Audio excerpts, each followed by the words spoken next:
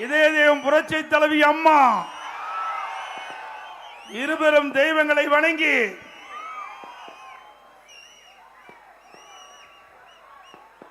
மதுரவாயில் பூந்தமல்லி 2 சட்டமன்ற தொகுதி இருக்கின்ற வாக்காளர் மக்கள் பொதுமக்கள் இந்த அரங்கிலே இந்த பூமி குலுகின்ற அளவுக்கு அதிர்கின்ற அளவிற்கு ஆரவாரத்தோடு எழுச்சியோடு கடல் போல் மக்கள் குழுமைக்கின்ற எழுச்சி பயண நிகழ்ச்சியிலே முன்னிலை உரையாற்றிய இந்த மண்ணின் மைந்தர் மாவட்ட கழக செயலாளர் கழக அமைப்பு செயலாளர் முன்னாள் அமைச்சர் அருமைச்சோழர் திரு பா பெஞ்சமின் அவர்களே, நிகழ்ச்சியிலே பங்கு பெற்றிருக்கின்ற இந்த மாவட்டத்துக்கு பொறுப்பாளர் இருக்கின்ற கழக அமைப்பு செயலாளர் சகோதரர் திரு ராயபுரம் மனோ அவர்களே, மற்றும் நிகழ்ச்சிகளை கலந்து கொண்டிருக்கின்ற முன்னாள் எம்பி திரு பூவை NS ஜெகநாதன் அவர்களே, முன்னாள் MLA ஒன்றிய செயலாளர் சகோதரர் NS மணிமாறன் அவர்களே, முன்னாள் அமைச்சர் பெருமக்கள் மாதவர மூர்த்தி அவர்களே, திரு அப்துல் ரஹீம் அவர்களே, மாவட்ட செயலாளர் முன்னாள் MLA சகோதரர் அலெக்சாண்டர் அவர்களே, அமைப்பு செயலாளர் திருவேற்காடு சீனிவாசன் அவர்களே, நிகழ்ச்சியிலே பங்கு பெற்றிருக்கின்ற கழகத்திலே பல்வேறு பொறுப்புகளை வைக்கின்ற நிர்வாகிகளை, நம்முடைய கூட்டணி அங்க வைக்கின்ற பாஜகவை சேர்ந்த நிர்வாகிகளே, பாட்டாளி மக்கள் கட்சி சேர்ந்த நிர்வாகிகளே, அம்மா மக்கள் முன்னேற்ற கழகத்தை சேர்ந்த நிர்வாகிகளே, தமாக நிர்வாகிகளே, புரட்சி பாரத நிர்வாகிகளே, IJK கட்சி சேர்ந்த நிர்வாகிகளே, புதிய நீதி கட்சி சேர்ந்த நிர்வாகிகளே, மற்றும் நம்முடைய தேசிய ஜனநாயக கூட்டணியில் அங்கம் வைக்கின்ற கட்சியுடைய நிர்வாகிகளே, தொண்டர்களே, பெரியோர்களே, தாய்மார்களே, கழக உடன்பிறப்புகளே, பத்திரிகையாளர்களே, ஊடகங்களே, அத்தனை பேருக்கும் என்னுடைய முதற்க நன்றி கலந்த வணக்கம். தமிழ்நாடு தேவர் பேரவை நிர்வாகிகளுக்கும் இந்த நேரத்தில் நன்றி தெரிவிச்சுக்கிறேன். இன்றைக்கு அண்மையில் நம்முடைய இதய தெய்வம் புரட்சி தலைவி அம்மா அவர்களுடைய பிறந்த விழா நேற்றைய தினம் நம்ம கொண்டாடணும், எழுச்சியா கொண்டாடணும்.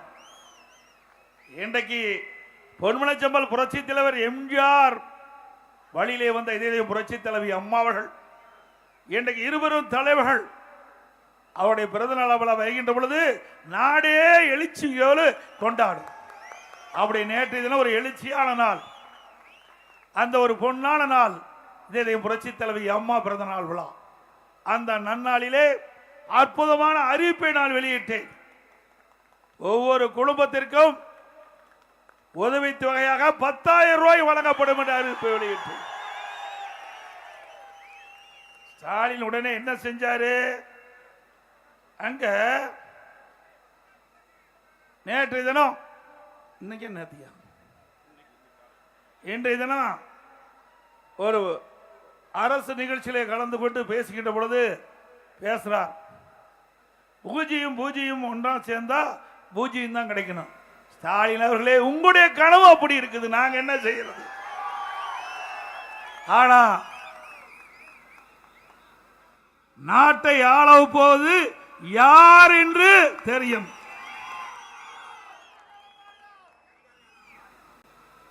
ஆனா திராவிட முன்னேற்ற கழகத்தை பொறுத்த வரைக்கும் தேர்தலில் பூஜ்ஜியத்தை தான் மக்கள் கொடுக்க போறாங்க இந்த கூட்டணிக்கு.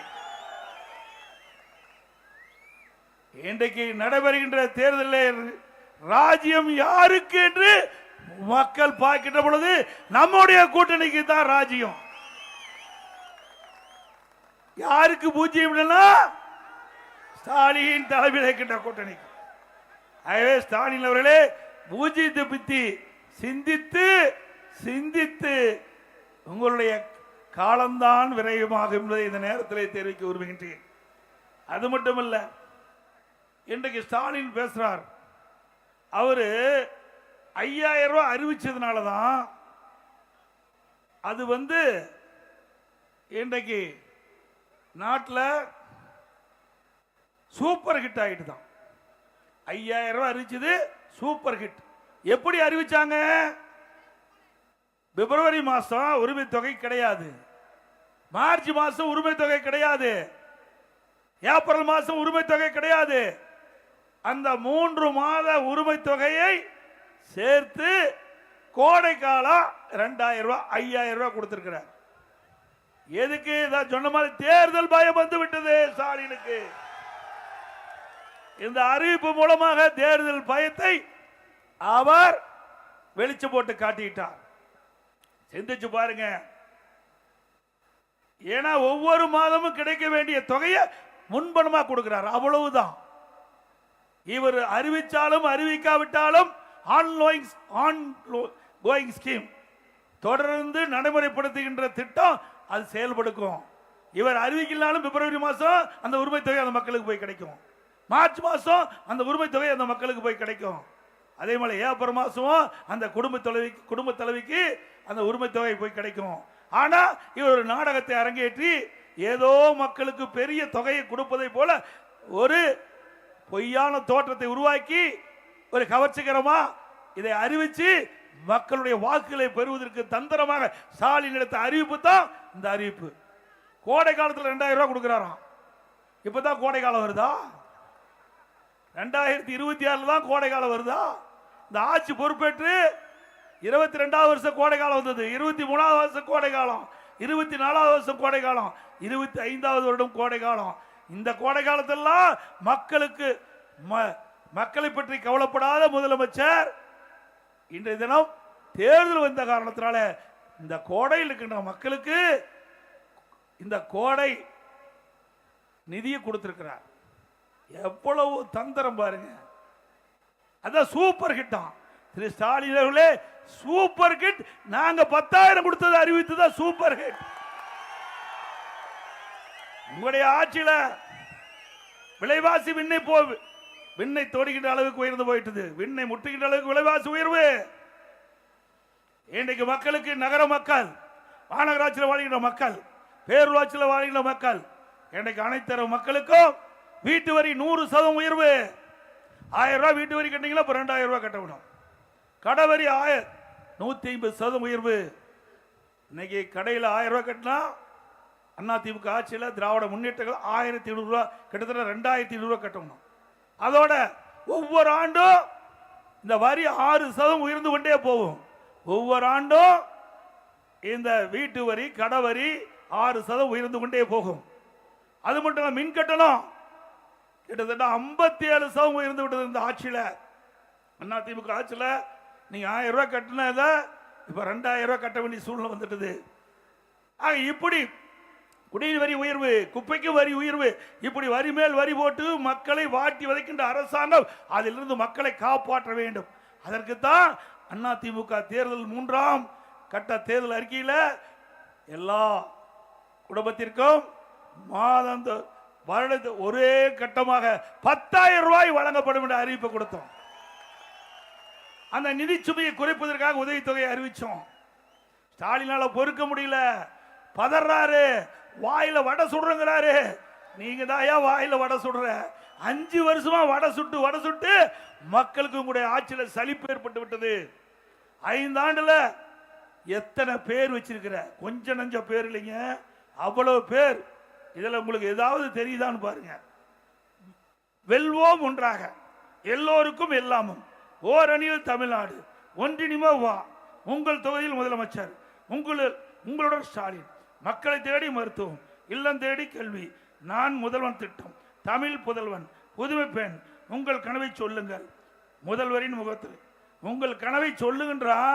மக்கள்கிட்ட போய் கேட்டா திராவிட முன்னேற்ற கழக ஆட்சி முடிவு கட்ட வேண்டும் இந்த தேர்தல். அதுதான் எங்களுடைய கனவு.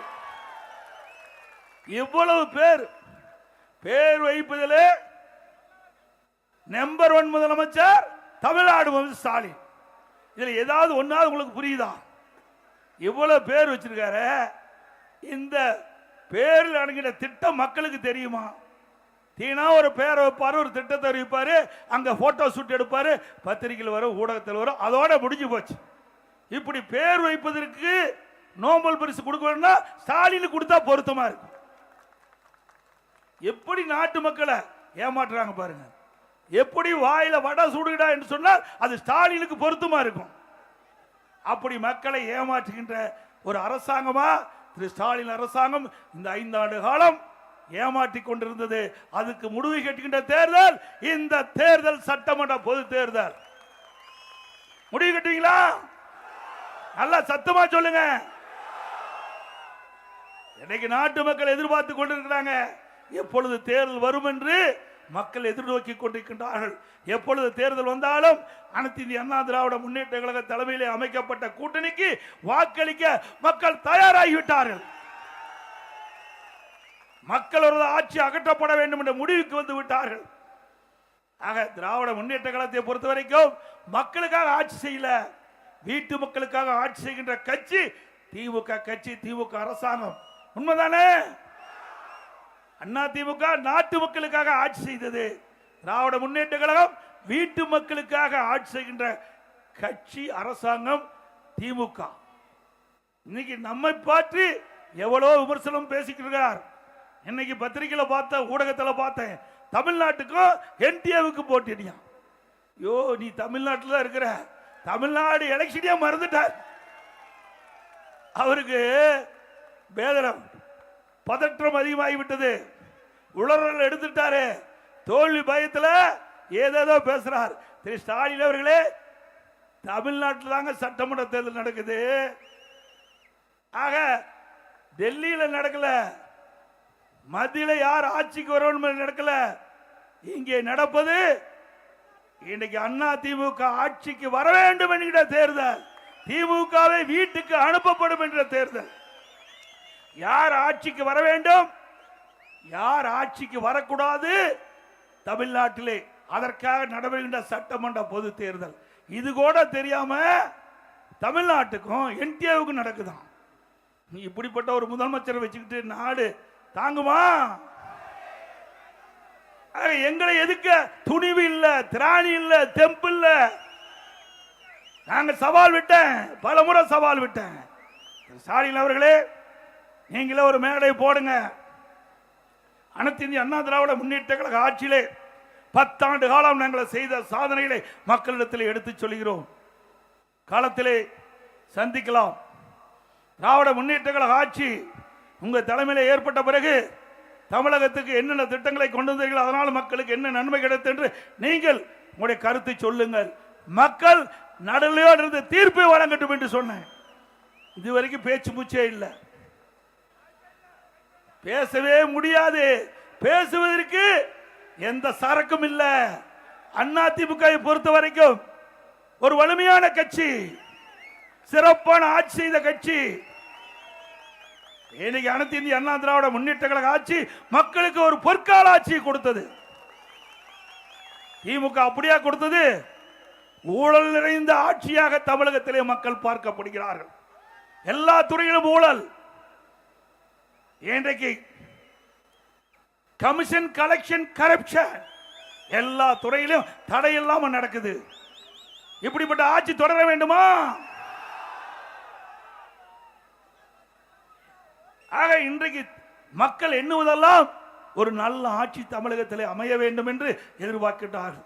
அப்படிப்பட்ட ஆட்சியை அண்ணா திமுக கட்சியால் மட்டும்தான், அண்ணா திமுக கூட்டணியில் அங்கம் வைக்கின்ற கட்சிகள் வெற்றி பெற்று, அண்ணா திமுக பெரும்பான்மையான இடங்களில் வெற்றி பெற்று தனி பெரும்பான்மையோடு ஆட்சி அமைக்க மக்கள் எதிர்பார்க்கிறார்கள்.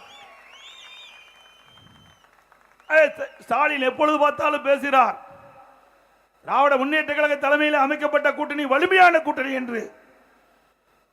திரு ஸ்டாலின் அவர்களே, நீங்கள் கூட்டணியை நம்பி தேர்தலை சந்திக்கின்றீர்கள். நாங்கள் கூட்டணியை வைத்திருக்கின்றோம், மக்களை நம்பி தேர்தலை சந்திக்கிறோம். மக்கள் தான் எஜமானர்கள், மக்கள் தான் முடிவு செய்யக்கூடியவர்கள். யார் ஆட்சிக்கு வர வேண்டும் என்று முடிவு செய்யக்கூடிய அதிகாரம் மக்களிடத்தில் இருக்கின்றது.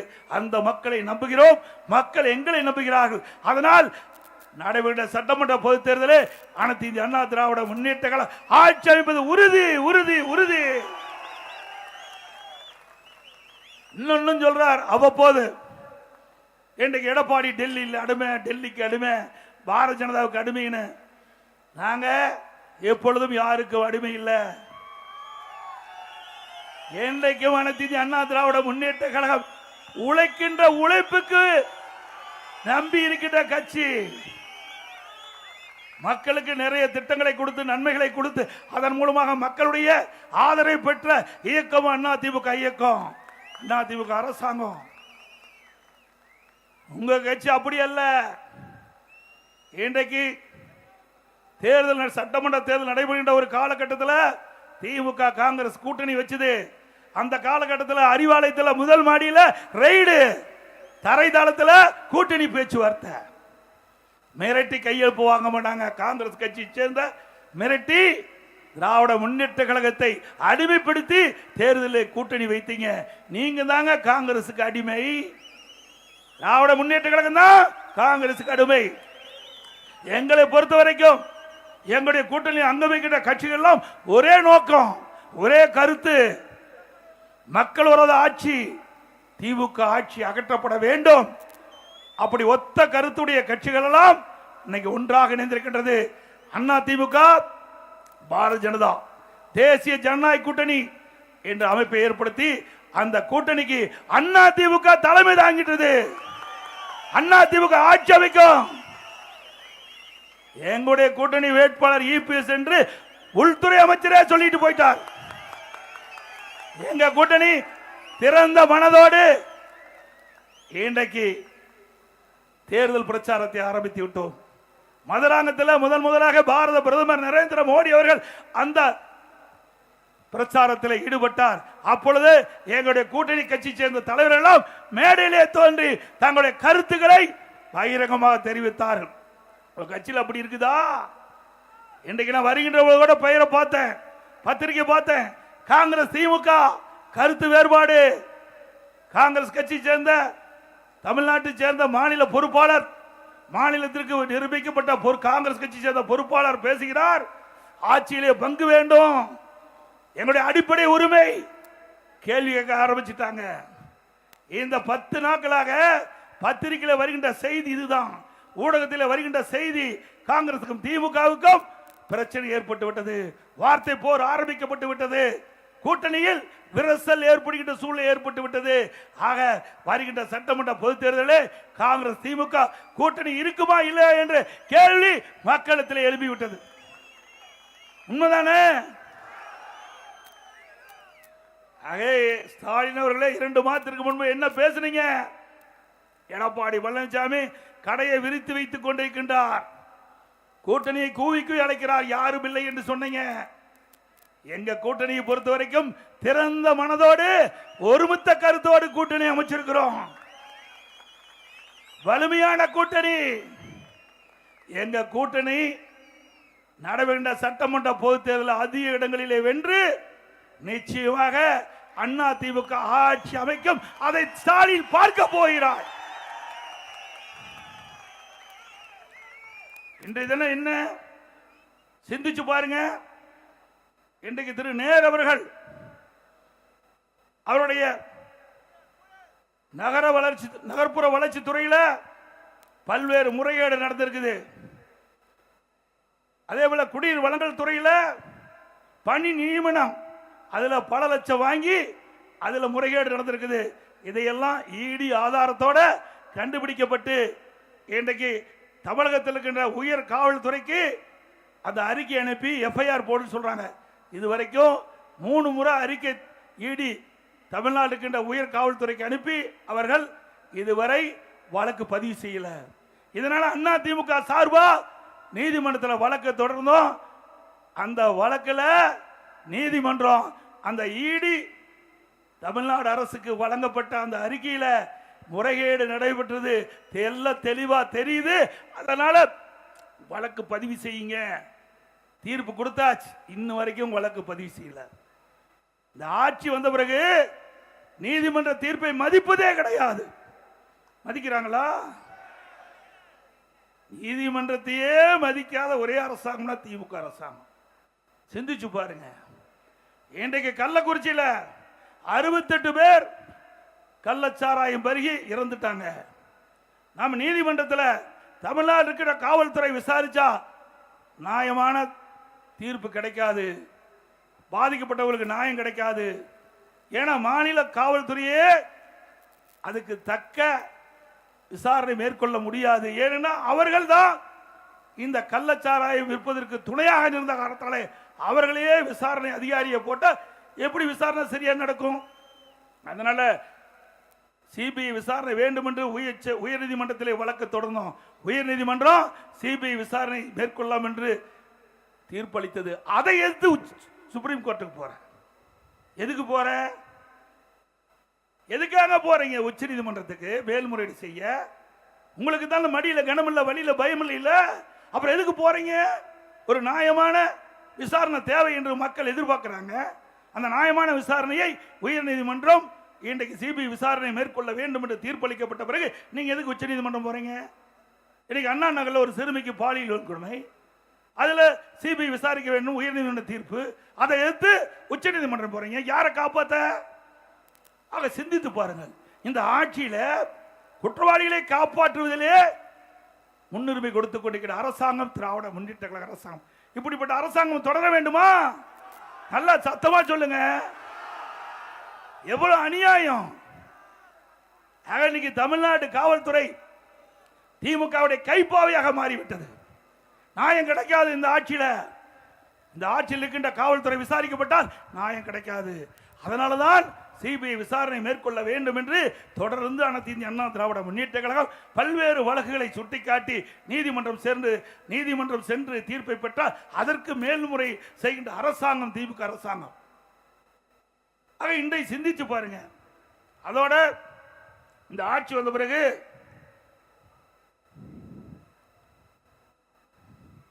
இன்னைக்கு கம்யூனிஸ்ட் கட்சிக்காரர் பேசுறார்.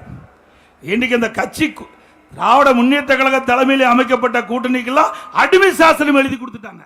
10 வருஷமா எல்லா கட்சியுமே திமுக கட்சிக்கு இன்றைக்கு அடிமையா இருக்குது. அவள் செய்கின்ற தவறை எதுவுமே சுட்டி காட்டுவதில்லை. இன்றைக்கு கம்யூனிஸ்ட் கட்சிக்காரர் பேசுறார்.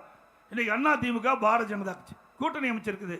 அந்த தேசிய ஜனநாயக கூட்டணி அங்க வைக்கின்ற கட்சிகள் அவர்கள் அந்த கூட்டணியில் அங்கம் வைக்கின்ற கட்சிகளுக்கு அங்கங்க என்னென்ன தொகுதி கொடுக்கப்படும் என்ற ஒரு அறிவிப்பை கொடுத்த உடனே அதுக்கு ஒரு களங்கம் கற்பிக்கிறார் கம்யூனிஸ்ட் கட்சி சேர்ந்த திரு சண்முகம் அவர்கள். திரு சண்முகம் அவர்களே, நீங்கள் அடிமைத்தனமாக இருக்கின்றது இந்த 10 ஆண்டுல மக்களுக்கு தெரியும். அதனாலதானே கம்யூனிஸ்ட் கட்சி வளராம இருக்குது. எங்க கூட்டணியில் அப்படி அல்ல.